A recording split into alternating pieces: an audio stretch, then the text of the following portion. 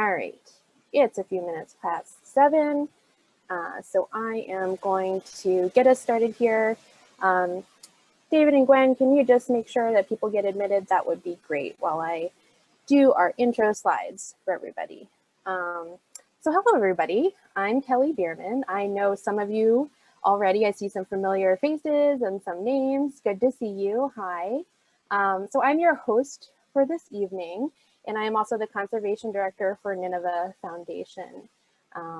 And before I hand it over to our guest speakers, David and Gwen from Audubon Vermont, I just want to do a short introduction for those folks who may be unfamiliar with Nineveh Foundation and the affiliated organization Farm and Wilderness, and to also go over a couple Zoom items. I know we're all familiar with Zoom at this point, but just want to let you know what we're thinking tonight. All right, so first, if you're not familiar with Nineveh Foundation, it is affiliated with, as I mentioned, Farm and Wilderness, two nonprofit organizations based here in Vermont. And for Nineveh Foundation, we have a mission dedicated to promoting wilderness and wildlife habitat, as well as providing opportunities for outdoor recreation and education. And as mentioned, the affiliated Farm and Wilderness is also a nonprofit summer camp organization, and we provide outdoor experiential education for youth ages 4 through 17 since 1939. And both organizations are linked in a shared mission dedicated to environmental stewardship and collectively managing over 4,500 acres of conserved forest land in Mount Holly and Plymouth, Vermont. So that's where we kind of are in this state. If you are unfamiliar with either organization, I will be putting the contact information and websites for both in the chat sometime after I am done doing the intro. So look for that, and I encourage you to go give it a look and let me know if you have questions. I am very available by email. And then I just want to give a brief moment to thank both Gwen and David for taking time to talk with us this evening about their experiences of equity and diversity, inclusion, and belonging at Audubon. And just to mention why I invited them to talk this evening. So both Nineveh Foundation and Farm and Wilderness share a mission, core values, and goals surrounding inclusivity and equity. And I put a quote up there on the slide, as you'll see, and it just kind of summarizes what our mission, our core values, and our goals really are for both organizations. To put it very simply, we just want to be a welcoming organization for everyone. And so that ties in nicely with our topic tonight. And I invited Gwen and David to speak tonight because I think it's really important that similar organizations like Nineveh and Audubon and Farm and Wilderness support each other and give each other opportunities to just have these conversations and talk about these topics, find out what the other organization is doing, and to also just be available and accessible to everyone like yourselves here in this talk, to just learn more about what we're doing and how you all can be supportive of these goals and the mission and values as well. So, you know, when I saw the Audubon was doing, you know, had these goals as well, I was like, you know, it'd just be really great to have a conversation with them, see what they're doing, and how we can be supportive of them. So with that, I just want to go over some last minute things. I know at this point we all are very familiar with Zoom, but you know, every Zoom is different. And so I just wanted to go over a couple of those things. So if you all could just stay on mute for the entire duration of the talk, that would be really helpful. This isn't a webinar, this still is kind of a meeting. But I think we just want to give focus to David and Gwen for tonight, so they have the time to be able to share with us what their thoughts are. What we will be doing is pausing for to highlight questions or comments in the chat. So if you do have questions, you do have comments, go ahead and type those into the chat. And when we do pause, and I will admit it'll be brief so that we can be respectful of everyone's time, I will go into the chat, I'll select some questions out, and I will voice them for Gwen and David to consider or answer for everyone. So, and there's so many people here tonight, and that's so great. But, you know, thinking about that, we only have an hour. I'm gonna probably say that it's gonna be unlikely we're gonna get to everyone's questions and everyone's comments. So please be patient with that. And if we don't get to your question or comment, just know that we are going to be putting our contact information in the chat. Please use that. We want to be able to answer your questions, even if it's after the talk. So don't be offended if we don't select your question. I'm going to try to focus our Q&A times to be very specific to what Dave and Gwen are speaking about. I just want us all to be mindful of that. We only have an hour together today, and I am taking up more of that hour. So I'm going to stop there with the intro, and I am going to pass it over to either David or Gwen to get us started with the talk tonight, and to just say thanks everyone for being here. So let me end my stop sharing. We'll do some quick switch over and share. All right, you're good to go, Gwen. Well, I'll start. Kelly, thank you so much for that great introduction, and thank you for inviting us to be part of this conversation. And I want to give a special shout out to all of you who are taking time out of your schedules for this conversation. It's a conversation that we all need to show up for, particularly those of us who are white and privileged, and have had the opportunities that have been denied for so many.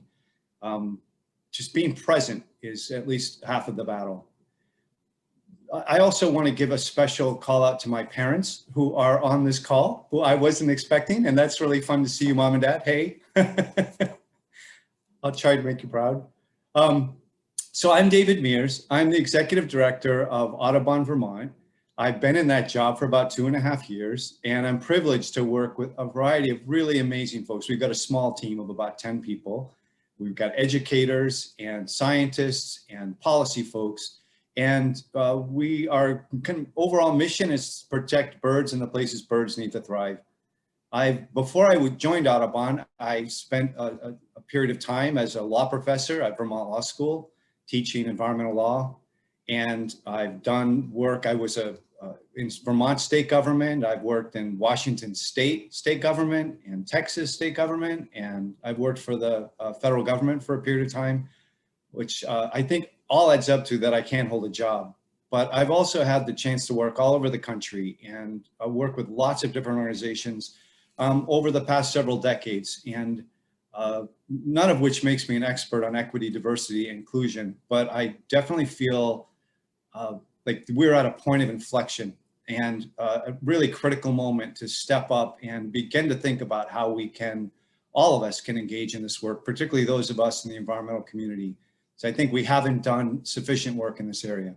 So anyway, more to come on all of that, but let me turn it over to Gwen, who has been a catalyst for this work within our organization, both at the state of Vermont level as well as at the National Audubon level. I should have mentioned Audubon Vermont is part of the National Audubon Society. So with that, let me hand it over to you, Gwen. Thanks, David.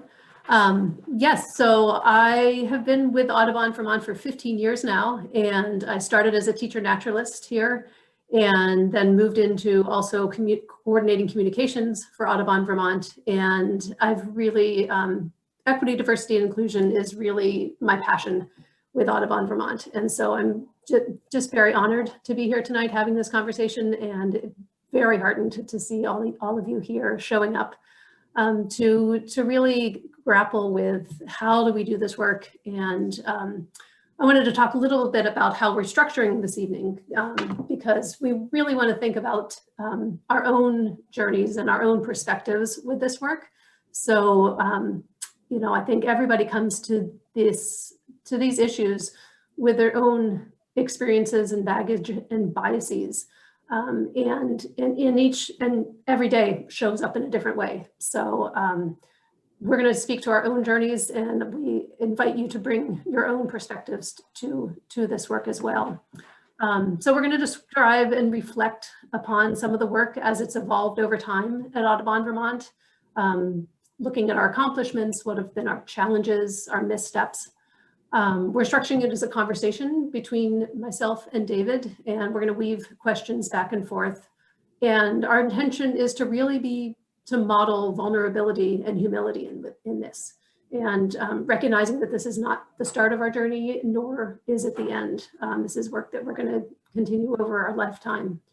And we just need to be very brave at doing that and step into it boldly. David? Thanks, Gwen. Yeah, let me build on the humility piece of this a little bit more, because typically when you go to see a webinar or you sign up to watch a panel discussion, you're listening to a group of experts on the topic who can share with you a set of background and information and descriptions of actions you can take. Here's a bill you could vote for. Here are 10 steps you can make. Neither of us, well, I'll speak only for myself, I can confirm that I am not an expert on addressing equity, diversity, inclusion. I'm not an expert on how it feels to be subject to racism and the violence that is impacted on Black and brown bodies every day in this country in ways that are small and large.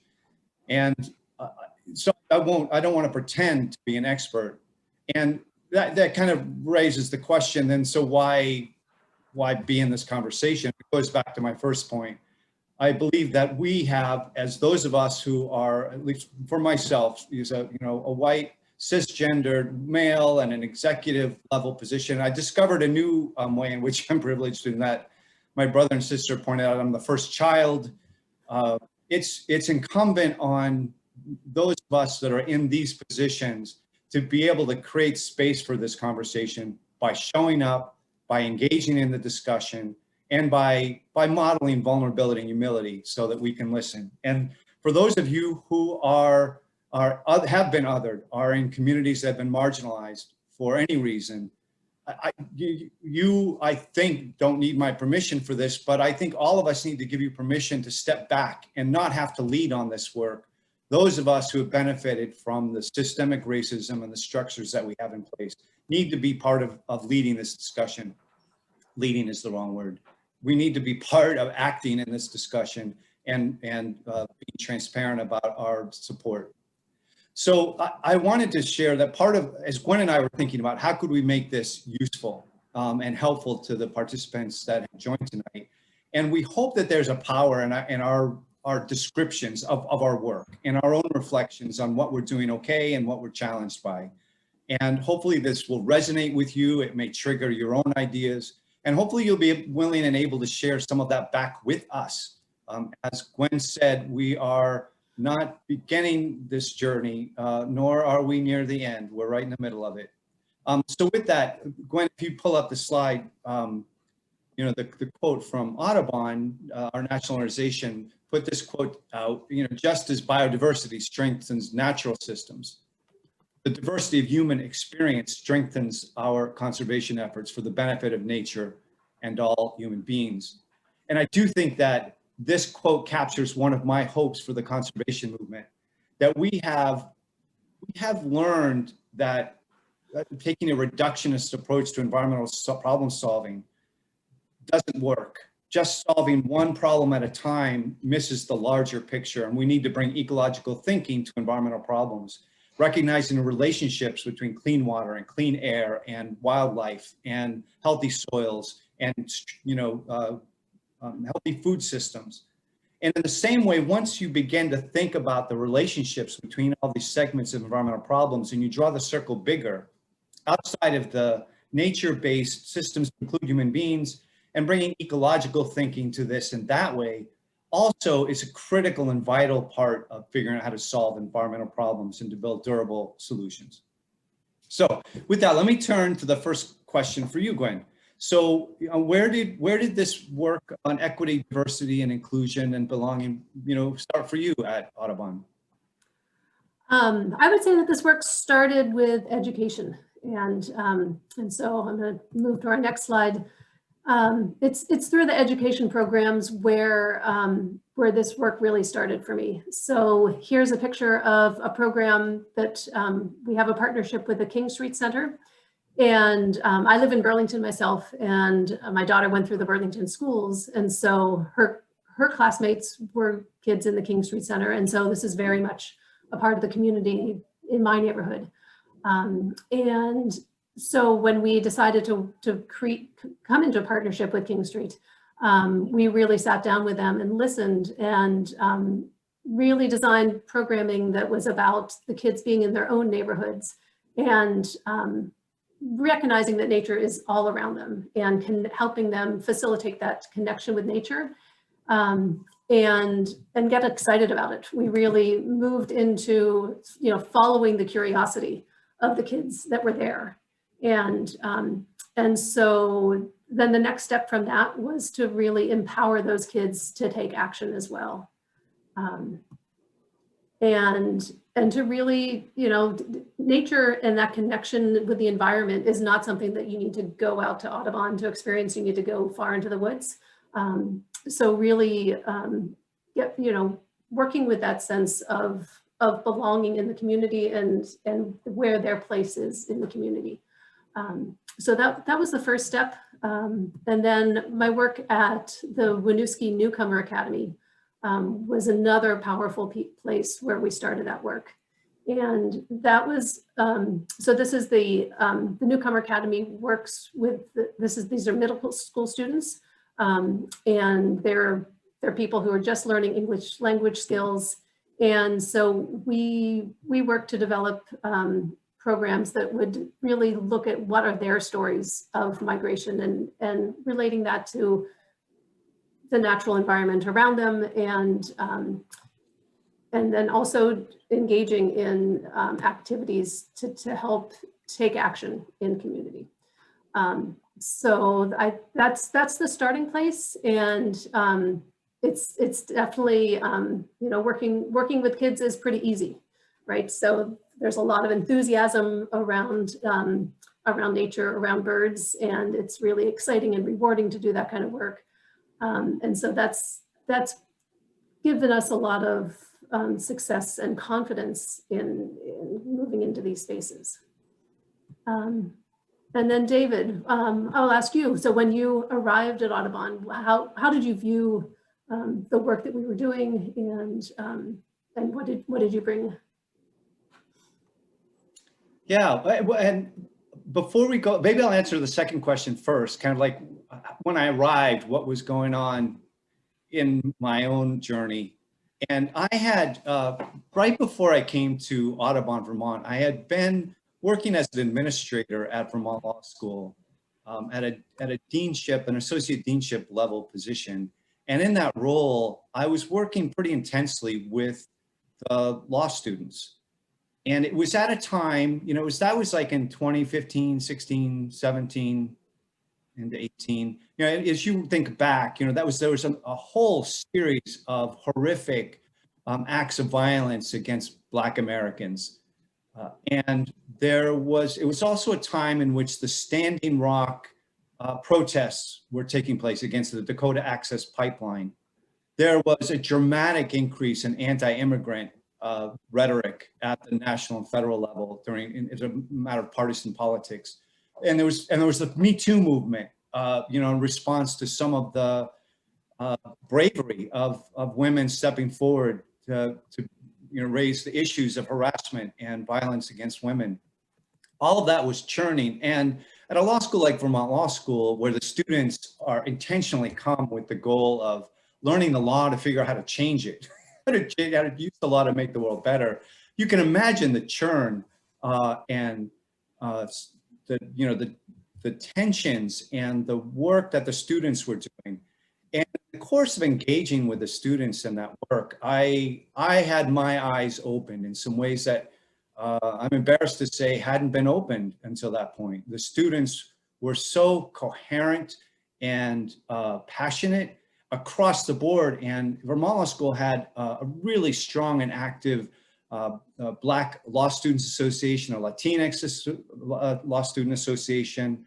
It was just Indigenous People Law Student Association. They were engaged in some really important work and dialogue. There were issues of the Black students being subject to greater scrutiny by the local police. It led to a whole set of dialogues. We had a dialogue around flying the Black Lives Matter flag in a small rural town in Vermont. which raised issues with the community and within the student body. So I came to Audubon, Vermont, having been in this really amazing cauldron of conversation that lifted my awareness up in a way. And it was just an interesting moment to step into Audubon, Vermont, which its mission is, protecting birds, the place birds need to thrive. And I was really excited to find that the team at Audubon, Vermont is not what you might expect. As some have said, it was not my grandparents' Audubon. It was a group of people who were highly engaged in thinking about how do we engage with communities, as Gwen, the kinds of work that Gwen described, and some of the work we'll get to.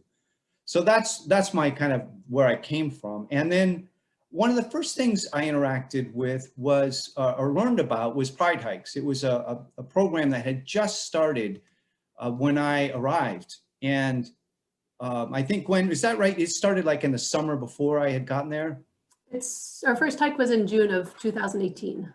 Yeah, and I arrived in September. So, and we had some commentary from some membership who were asking, why is there a special hike for an affinity group, for a group of people in the LGBTQ plus community? Like, why do that? And it was interesting. I at first didn't have a great answer. I thought, well, I don't see anything particularly wrong with it, but I didn't have a good answer for why it was important work. And in the conversations with Gwen and interacting with the community folks that participated, I got a whole new picture of one of the glaring blind spots for the conservation community is the fact that we have been unintentionally exclusive or unintentionally ignorant of the fact that not everybody feels comfortable going out in the woods. And if you are a Black person, or you're Latinx, or you're Asian or Asian American, or you are an LGBTQ plus community, you may not feel safe being out in the woods. And the Pride Hikes were a fantastic way to create a safe space for people to feel that they could go and feel like they belonged, and to get excited about this work. And that answered the question for me, like, this is absolutely the work of Audubon Vermont, is so that everybody can feel safe while they're out birding. So I've got, there's a few other stories. We had the team led me to engage with a consultant who's been providing some fantastic work. Some of you may know Elle Petkovaj. She's just fantastic. She's here this evening. Excellent, good to hear that. And there's another piece of this. Should I keep going, Gwen? I was going to talk a little bit about what's happened at the national level, but I feel like I'm blathering on. Sure, if you wanted to speak a little bit about the national level, that'd be great. Yeah. I'll just give a quick intro to this, and then maybe we'll get to it later. But there were a couple of things that have happened over the last year that have kind of lifted my learning and about the way that Audubon is engaged or can be engaged. One is, started reading some of the articles that were coming out about John James Audubon, who having taken a job with Audubon, I'm a little embarrassed to say I knew almost nothing about him other than he was a bird illustrator. And I've got some beautiful paintings, copies of paintings that he made on the wall of my office, thanks to my parents. And, he owned slaves, and he wrote about race in ways that were extraordinarily awful. He was clearly a racist man. And his life was also a little complicated in that there's at least some, serious questions about whether or not his mother was Black. So a fascinating person for a conservation group that now has declared our intention to become an anti-racist organization, to have Audubon as the person that we're named after. I don't know that suggests a particular answer that we should rename ourselves or not, but it does definitely suggest we should have some hard conversations about that history. So that's part of, one thread. Another thread has been, there's been some really significant negative press around the National Audubon Society at the national level, and related to equity, diversity, inclusion. And that's, I was lucky to get invited to be part of a group of amazing people at the National Audubon Society, a group of many beautiful colors and backgrounds and perspectives. And I stepped into that and had really humbling experience of realizing I knew the least about the set of issues of anybody in that room. And while I had positionally some of the highest levels of authority, I was in the least, able place to kind of contribute. So that was a humbling and challenging, and continues to be a wonderful learning experience for me.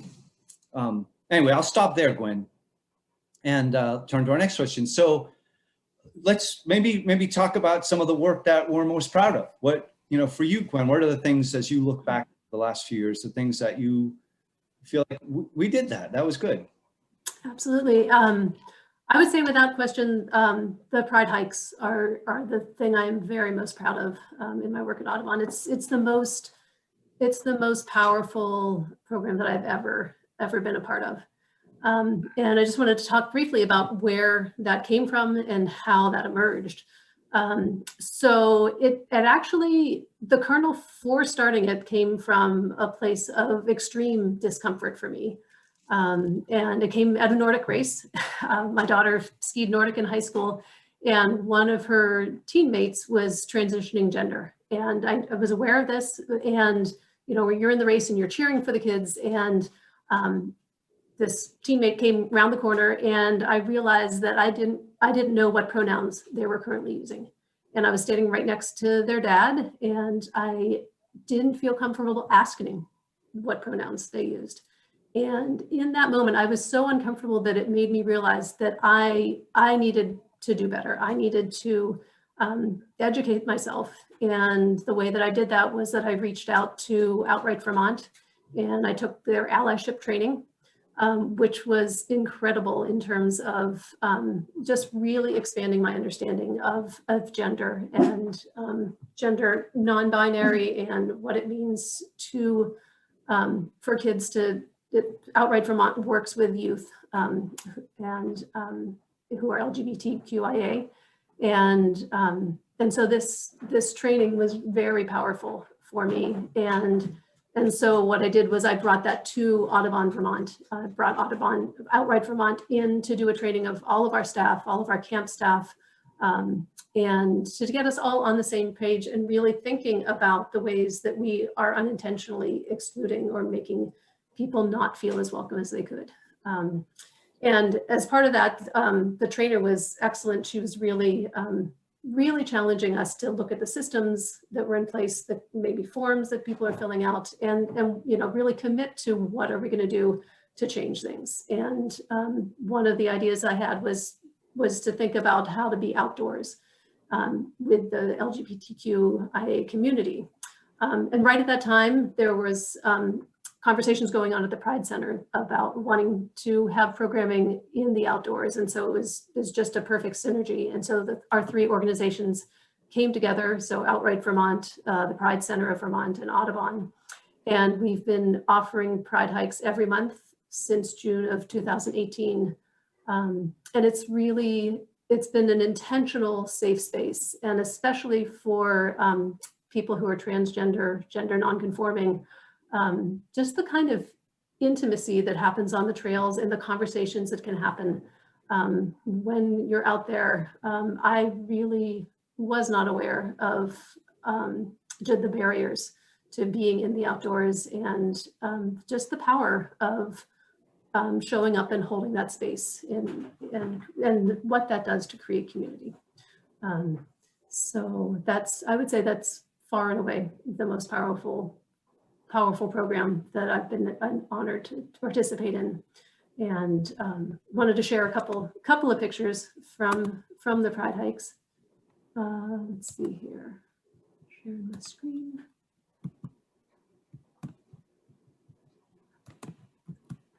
There we go. That's from our very first Pride hike, which is up Snake Mountain back in June.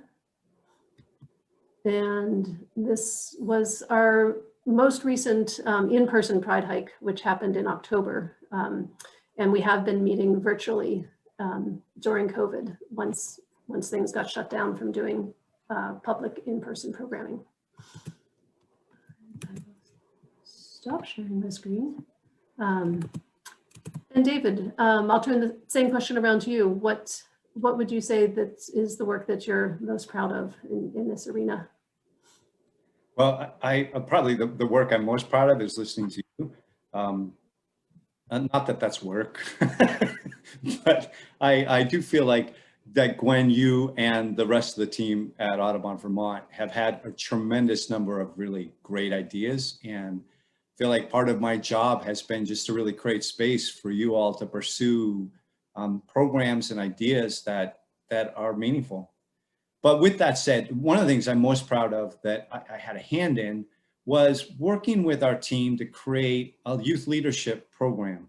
And one of the key elements of that was to provide for paid internships for our interns. We'd had interns kind of in an intermittent way, but thanks to a generous donation from a foundation, the Kennedy Foundation, we were able to provide paid internships. And that makes such a difference when you think about who can afford to participate in working over the course of a summer or a fall or spring semester.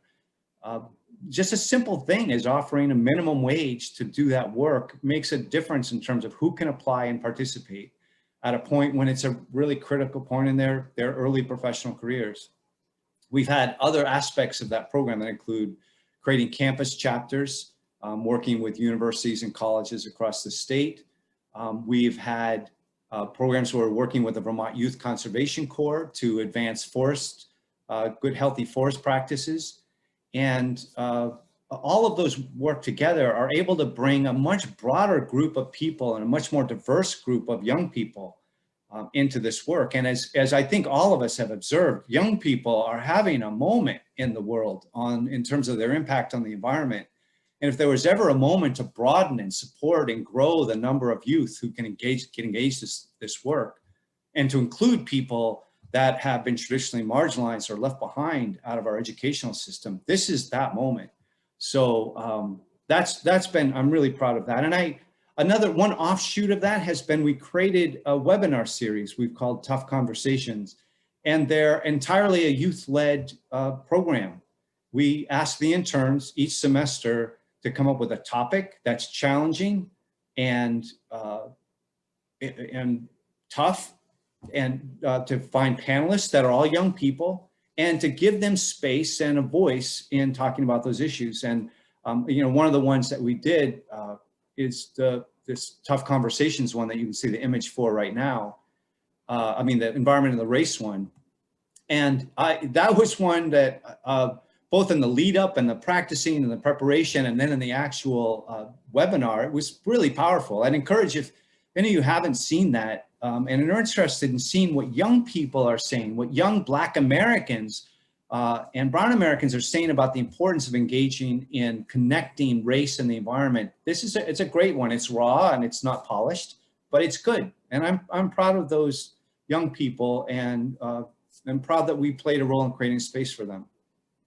So let me, Gwen, I think maybe we should turn then to some core questions, frankly, that we've struggled with, and that our membership and board and others, and I think it's true across the country, have struggled to answer. Like, what is it? Why are we doing this work? I don't know if do you want me to kind of walk through some of these, or should we trade off back and forth? I'm looking at some notes that Gwen and I put together.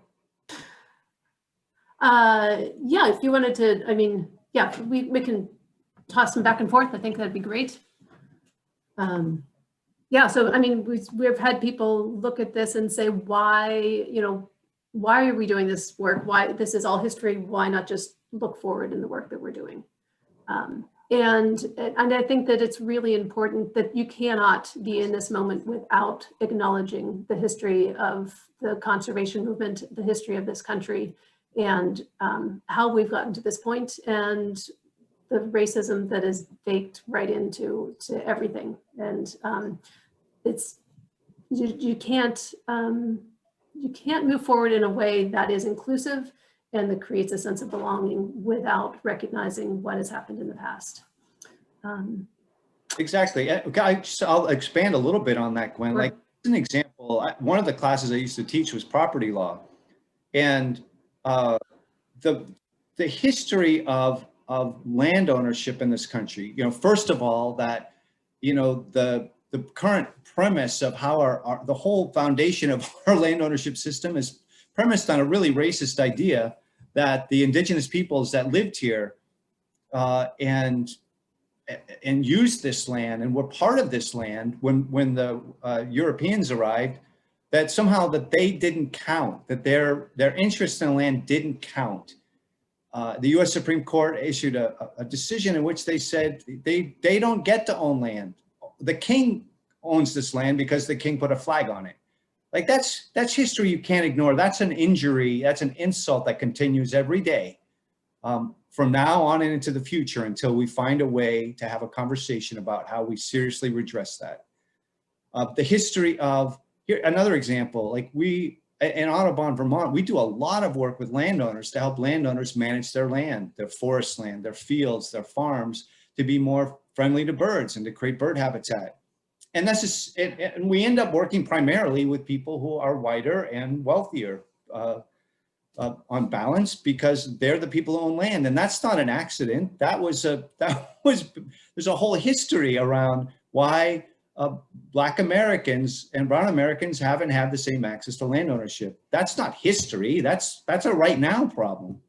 So anyway, if we're going to really do this work, we can't just pretend to be neutral. We have to accept that the playing field is not level.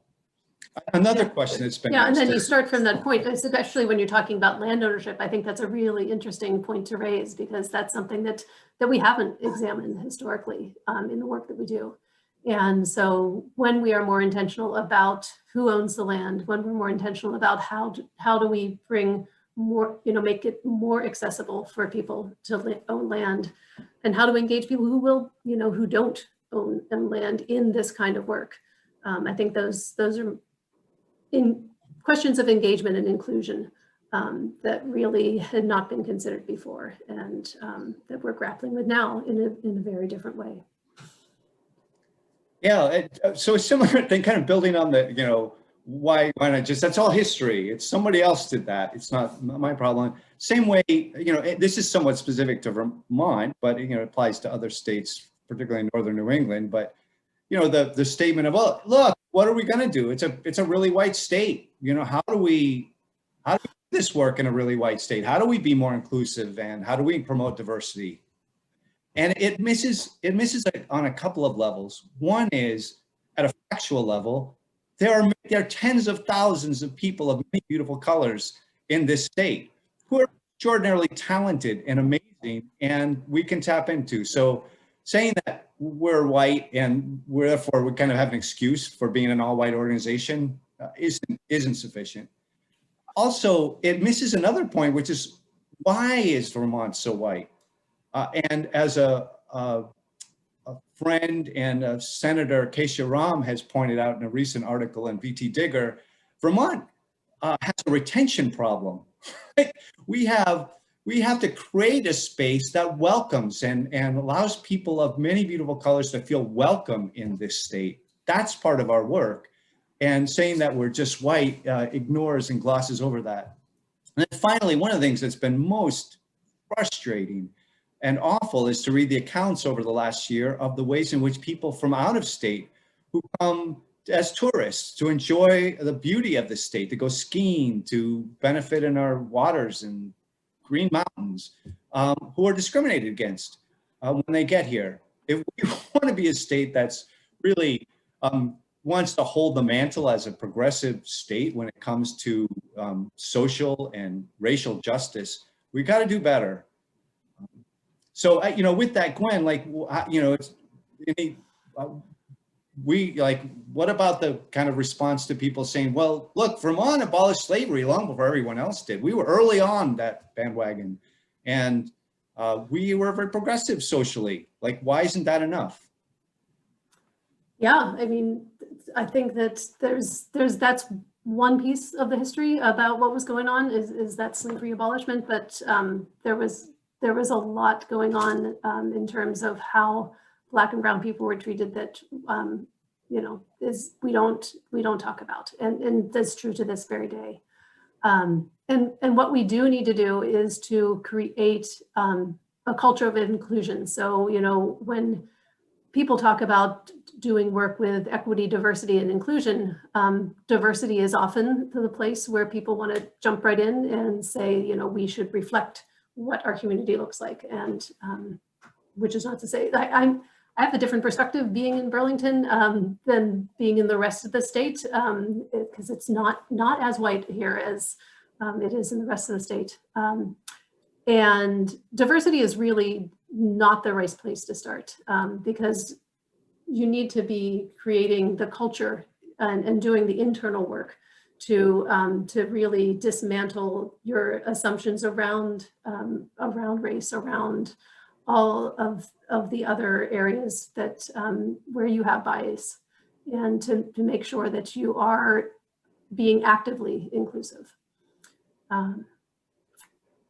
And thinking about like these kinds of questions, there's internal work we do, and then there's a lot of external work and pushback that we get. And it has been very powerful to, over the past few years, especially with David on board, with some other staff at Audubon Vermont, and very much having a sense of shared values around this work that was really missing before. I felt like we were kind of on our own and trying things out, and it makes a big difference to have the whole organization behind you and supporting you, and just feeling like they've got your back when it comes to people questioning why you're doing this work, people questioning if it's a distraction. So it makes a big difference to have these conversations, to understand where people are coming from. Yeah, and I think that's one of the challenges and opportunities for those of us who are in positions of power, is to frankly cede power, to step back and create space for these conversations, and admit that we don't know it all. And I have to admit, as I've listened myself, replay in my head the conversation we've just been having, I feel like I've been a little preachy, which I come by honestly. My father's a minister. I don't mean to sound, these are my answers. They may not be your answers, but I share them from the perspective of, it's important to have answers, because these questions come as if you're an organization that's doing environmental work and you start talking about racial justice, people in your membership are going to want to know why. And it's a legitimate question. There's a limited amount of time and resources that all of us have to work on issues, and asking the question of why are you working on this and how does it benefit our mission, I think is legitimate. And these are the answers that I have and have come to me. And in that context, when asked, why is a bird conservation doing equity, diversity, inclusion, and belonging? That's like political stuff. Why are you doing political stuff? Get back to, I like to read my newsletter from Audubon and hear about, that the cardinals have returned, and I've heard the first red-winged blackbird of the season. That's what I want to read about. I don't want to read about this other stuff. If I want to read that, I'll read, the newspaper or go on to television. So in response to that, I'll share a few thoughts, and Gwen, then maybe you can add some more. But if we really want to build a durable environmental movement, if we really want to transform the way we live on the landscape and the way that's necessary for our birds and our wildlife and our ecosystems to sustain themselves, and to live, in a world in which we as humans can continue to survive alongside with all the wildlife, including the birds, we need to build a durable political environmental movement. And that movement isn't one that's going to be based on just a small number of people who are wealthy and white and focused on bird watching. It needs to be a movement that invites everybody into bird watching and the love of birds. And it needs to invite everybody into enjoying the outdoors, and to see the special way in which Audubon has been able to present a lens, a way of looking at the world that's powerful and compelling enough that it will compel legislators on both sides, or in Vermont, on all three sides of our political divides, to make changes. So that's at its core what we're about. Another reason is increasingly, you know, this is something as an executive director of a nonprofit, if any of you are in this position, you'll appreciate this, that I wake up every morning thinking about how do I raise enough money to pay my staff and keep our work going. And increasingly, our donor community is engaged with this work and asking questions about it. And I need to be informed about, and I need my organization to be sophisticated in the way that we're tackling these issues if I'm going to be part of those conversations with the donor community. Gwen, you know, what about in terms of who we get to come work with us? How does working on equity, diversity, inclusion help us be a stronger organization in terms of our staff? Well, it's interesting when you're thinking about the staff, and I think that when you're talking about the youth leadership program and our paid internships, I think, you know, that has been such a huge change. And also thinking about how we recruit and really, you know, when you think about interns, oftentimes it's about who you know. It's, you know, that's true for most jobs. And so really looking at the systems that we have in place around hiring and how we're getting the word out about positions that are open. How are we really going into the communities and really tapping into the partnerships that we have in this work and bringing in people who wouldn't traditionally consider a career in the environmental field. And so that's been a shift that you really, especially around education, you know, you want to see people who are reflective of your experience. So you want to really, and when we have staff that come in here, making sure that it's a place where people feel like they belong, where they can show up with their full selves and not have to hide any part of who they are when they show up to work at Audubon. I'm noticing, to be mindful of the time here, that we do want to set aside a bit of time for questions from folks. And so I wanted to take a moment and a little bit of space to open up the chat for anyone who has questions about the work we're doing, questions about the work you might be doing in your organization or yourself personally. So I just want to give a couple moments to that. Thanks, Gwen. Yeah. So folks, go ahead and put any questions you have in the chat. I will go in and pull them out for David and Gwen to look at. David, sorry, I cut you off there. Go ahead. No, I'm glad you did. As people are writing down thoughts, one point, Gwen, that we talked about earlier that I wanted to flesh out, one of the questions we were going to ask each other is challenges. What's been challenging about this work? And I'll note that one of the challenges that I particularly struggled with is thinking about land acknowledgement, land ownership acknowledgement, and recognizing that the Abenaki people of Vermont really deserve to be recognized for the nature of their relationship to this land and the way that they've been displaced historically. And as I said, I see that as an ongoing insult. At the same time, it's a really difficult conversation to have and to think about. So I'm challenged by that. I was really pleased. I think I saw on the list of attendees here that Jeff Hulstrom, who's the chair of the Green Mountain Audubon Society, is on this call. And thanks to Jeff's leadership, he's engaged us in a conversation with the Abenaki representatives in Vermont about how we might do better. And I don't know what we're going to do yet and whether it will be enough, but I'm excited that we're started down that path.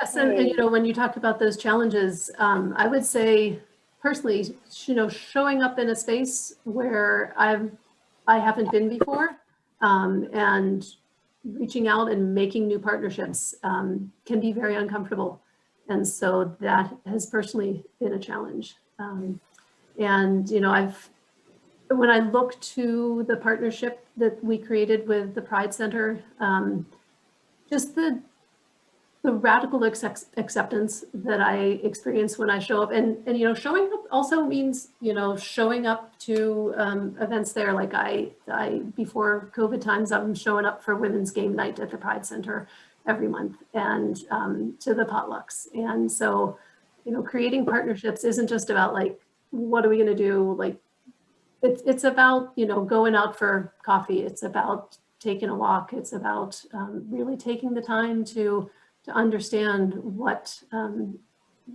the community needs, what are the priorities of the community, and you do that through individual relationships. But that's scary work, just putting yourself out there. So that's definitely a challenge, especially during COVID. Yes, yeah, for sure. We do have some questions in the chat box, so let me pull a couple of them up for either one of you to address. So Erin asked, you mentioned some of the training you did with staff. Do you have any training for your board or volunteers? That's a great question. We really haven't done much training for our board or volunteers. And I think that's a great suggestion, something that we should explore. I know that my board, the advisory board for Audubon Vermont, has been talking about that and thinking about it. We just haven't, particularly in this time of the pandemic, haven't figured out the logistics of how to do that in a meaningful way. But I think it's a great suggestion. Gwen, am I wrong on that? Is there something you're absolutely right. We have not done training for, and we don't have, I think that was from Erin, the Birds of Vermont Museum has a larger base of volunteers, but I think it's essentially important, especially for anyone who's facing the public, to be fully trained and to be on the same page. Mm-hmm. Okay, I have another question here from Kate. Are donors and funds the limiting factors to more work at the King Street Center and the Newcomers Academy in Winooski? Are there other sources of funding for this, or do you need to reach out for further support for these programs? We could always use more support for this kind of work. And that's when David was talking about funders being interested in this. The other side of this work is really recognizing that this work does need specific funding. And, it's not gotten the funding it's deserved. And so it's really heartening to see the attention that's being paid to this work and to doing the work in a way that is really building sustainable partnerships, that it's not just a one-time do this flashy program, but is actually about the partnerships that are helping each other out. Well, and also, wouldn't you say, Gwen, to recognize the specific challenges that marginalized communities often face extra challenges. So as we've been thinking about doing more work in Winooski and Burlington with youth and young adults and children who are in marginalized communities, we were thinking about how do we get transportation for them? And that requires more money. We don't have our own van, and I've been thinking about how to raise money for that. We need scholarship programs because a lot of the families that are underserved by our programs can't afford them. So we're in the process of putting together materials and recommendations to some of the business community in Chittenden County that have expressed an interest in being part of a solution to those particular problems. And anyway, but yes, as Gwen said, resources is an ongoing, consistent challenge. And anyone who works in the nonprofit sector knows that's just a constant challenge. Yeah, and since we're on that subject, for those people on the call, if they did want to support you by making a donation or something, is it easy just to go on the Audubon Vermont website, and is there a place there they could make a donation online for you? Yes, absolutely. Right on the front of our webpage, there's a button to donate. Okay, well, there you go. I just wanted to plug that since we're on the subject. Okay, there's a couple other questions here, and we do have a few more minutes. Will there be other affinity group activities coming up? So do you have any plugs for other group activities coming up? Yes, so we had just before COVID hit, we had just launched a group called Women Who Bird. And so that is another affinity activity that we've been doing. Debbie Archer, who is our program manager, has been working with the unlikely riders around getting out on skis and in the outdoors with people of color. And so that's a new collaboration as well there. I'm just thinking about other programs that are in the works. When So I know Ray has been working with unlikely riders for mountain biking, getting out. Well, if I could just offer an anecdote too, a somewhat cautionary tale. Last spring, there was, at the national level, there was a kind of a Black Birders Week mobilization that was really powerful and wonderful to see across the country. And there was a lot of encouragement for us to lead a Black Birders Week and some Black Birders walking tours and so forth. And I chose not to pursue that, not because I didn't think it was a good idea, but because we haven't done the work, frankly, to build a relationship with the Black American community in Vermont at Audubon Vermont. And I didn't want to just like advertise a day and have it be a performance and make it look like we were actually offering an inclusive program when we really hadn't done the work to build a relationship with people of color, to find out if that was something that they were interested in, that they wanted to lead themselves, that we could help with. So I just offer that as a caution that I think all of us in the conservation movement, all of those of us generally need to be careful about taking steps that are intended to make us feel good, like we're making progress. But in fact, it's just more, as they say, performative than it is real. And a related idea, caution that I've heard that I need to be reminded of frequently is nothing about us without us is a slogan that is good to remember. And we shouldn't be developing programs for people as though we're their parents or that we're in some kind of a higher level position to be able to determine what's good for other people who have different experiences than ours, as though, well, I won't go any further, but I keep that in mind. Nothing about us without us. Yep. Yeah, that's good to hear. Okay, so we have, I have a question here from Andy, and if we have one or two other ones, I think we're right around 8 o'clock, but let's see if this one will be our last one or not. Andy asked, is there any more research or information to better understand, the barriers or impediments to the greater participation of people of color in the enjoyment of outdoors? So David, you were mentioning there are some barriers, and the key pathway to environmental activism is to include everybody, right? And so I think he's wondering, are there other reasons? Is there lack of safety, other things? Like what other information have you found as an organization, and is there other places that people can go learn about that? Yeah, there's a couple of resources that jump right off the top of my head that I'll mention. One is there's a great book by Drew Lanham about his experience as a Black birder. That is just full of stories and anecdotes from his own personal life that kind of illustrate that. Another is there was, at the National Audubon Society level, there was a Black Birders Week webinar. And the young people that put that on were phenomenal. It was such a highly educational experience. If I had the link, I would just pop it into chat right now. I don't. I'll look for that while you're talking. Thanks, Gwen. Anyway, that was just really powerful because it was right now. It wasn't like a historical experience, because there's certainly historical reasons why, if you're a Black American, you might feel a little bit ambivalent about the idea of being out of doors. There's a lot of violence that's happened against Black Americans that's associated with being out in the woods. But with that said, this webinar that Gwen just posted is really, I found really powerful. It was an hour and a half of really enjoyable conversation among a group of young Black Americans and birders about their passion.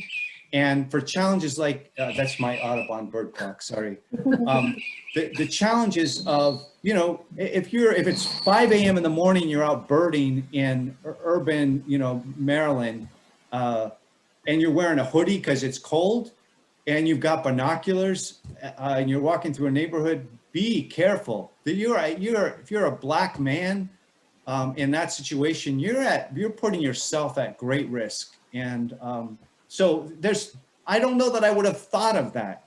Not being in suburban Maryland where I used to live is not someplace I would think about being afraid to be out birding. But nonetheless, it's a real issue. So I think hearing from those voices was powerful for me. Yeah, thank you for sharing those resources. I don't see any other questions in the chat. I didn't know, Gwen or David, if you wanted to put your contact information in case people do want to ask you additional questions or you know, send you an email. That would be, I think that would be helpful if you hadn't done that already. I did not see. Well, you know what? I think we'll wrap up because it is a little bit after 8, and I want to, you know, end us soon so everybody can get on with their evening. But I do want to say big thank you to Gwen and David for coming and just like having an open conversation and sharing a lot of different things about what it means to be inclusive, to be equitable as an organization that supports conservation and education and just getting people outside. There's a lot of things to think about, right? You know, anywhere from staffing to the programming you do, to the messaging you do, you know, and all the way through the organization. So it's really good to just take a moment and think about each one of those things, because it's not just about you know, putting a quote on social media, right? There's a lot of work and there's a lot of intention there. So I really appreciate both of your time to you know, just give a brief insight into what that has been like for Audubon Vermont, and to just share that with us tonight. So thanks again, Gwen and David, and thank the rest of you for being here tonight. I really appreciate it. And again, we'll get the recording out soon. I can't promise when. It'll be just a matter of how my skills are in editing video and getting it out on YouTube. So we're going to test that out in the next couple weeks. But I promise it will come to you in an email at some point. So Gwen or David, I didn't know if you had any last words, but if not, I'll wrap it up for us. Thank you all so much Yeah. for your time. And thank you, Gwen, and thank you, Kelly. And thanks, Mom and Dad. See ya. Yes. Good to meet you guys. All right, everybody, Thanks for I'll being end here. the meeting. We'll be in touch and be see you outside. Everybody. Bye-bye.